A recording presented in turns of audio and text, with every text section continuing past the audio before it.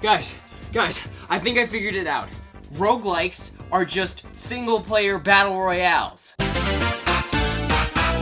Enter the Gungeon is a game that many of you are probably already familiar with, but one that I have only recently gotten addicted to. So here I am 3 years after its initial release with a review. Roguelikes have practically been exploding in popularity in the indie gaming scene over the past decade. But imagine a roguelike where instead of being filled with lame, dumb baby weapons like swords and axes, practically every weapon is a gun. And since there are literally hundreds of different guns in the game, Gungeon is packed with an insane amount of comedic and creative weapons. Normal guns that shoot bullets, yep, those are in there. A big bullet that shoots pistols that also shoot their own individual bullets, hell yeah, that's in there. And a cute little dragon dude that downs a can of soda and spits bubbles at people is a gun. I'm barely scratching the surface here, but do you get my point? Enter the Gungeon stands as a shining example of how incredibly polished and expansive indie games can be. Nowadays, if a game receives large free content additions along with monthly updates and hotfixes, you'd probably expect a hefty number of DLC expansions or in-game cosmetic purchases to go along with it. However, when Gungeon released as a full game back in 2016, it was $15, and after massive updates in both 2017 and 2018,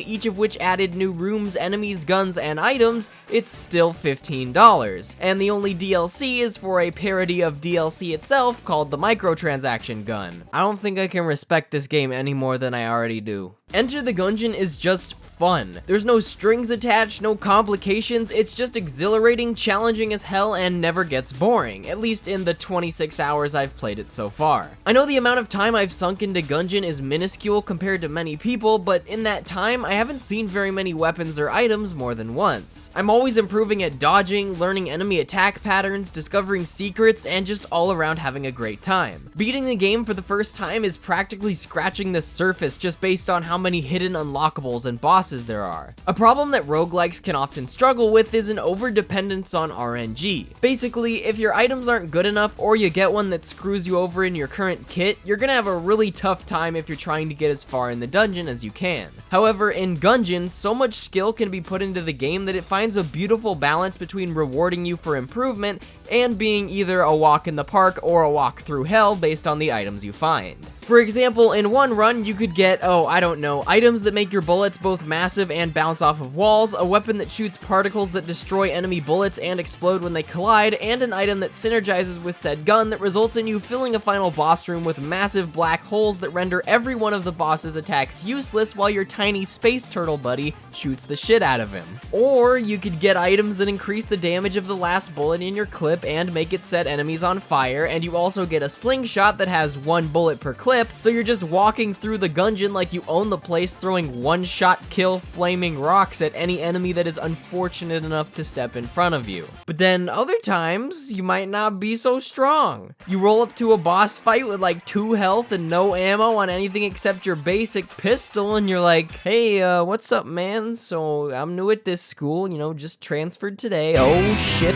The other rewarding factor about Gungeon's RNG is that even the crappiest guns in the game can potentially become powerful if paired with the right items. As I mentioned earlier, the game's 2018 expansion added a feature called Synergies, which strengthens guns or items if another item that pairs with it is being carried. For example, carrying a trash can gun and then picking up a watering can turns it into a recycling bin gun with a bigger magazine and higher damage. This adds an incredible sense of discovery to the game and keeps things fresh and exciting no matter what items you find. Another reason I love Enter the Gungeon is that it revolves around your own play. If you get crappy RNG and are forced to focus and use what little you have to take on each room of enemies, it's still your fault if you get hit by bullets and die. If you repeatedly lose in a multiplayer game, you might start losing faith in teammates or your own personal skill compared to other players who outclass you entirely. And yet, even if I die after an hour-long run in Gungeon, I'm instantly ready to hit that play again button so I can get better, beat that boss, and explore even further, no matter what bullshit the game decides to hit me with.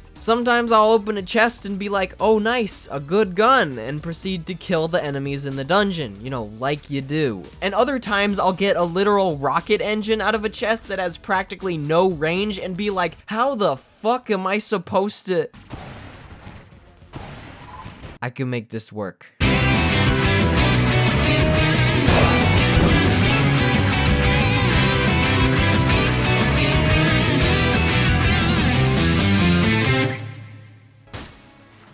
I'm looking to keep this review short and sweet, so whether you're a fan of roguelikes or not, as long as you aren't afraid of a little challenge, Gungeon is an incredibly addicting and rewarding experience with a whole lot of charm. And you could play as a bullet, so I'm pretty sure that statement alone should sell this game. What else do you need?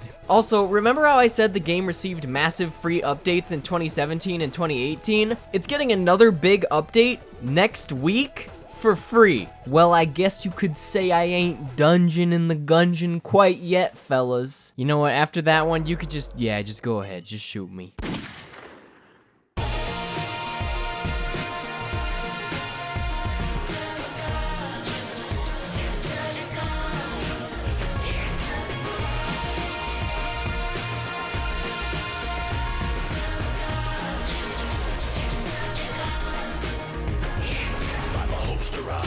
Drag up to dungeon window, whisper one truth, body the floor, bullet the roof, ammo willing, pass killing, gunshot shooting, non-stop, hammer cock, violent man of shots, man alive, keep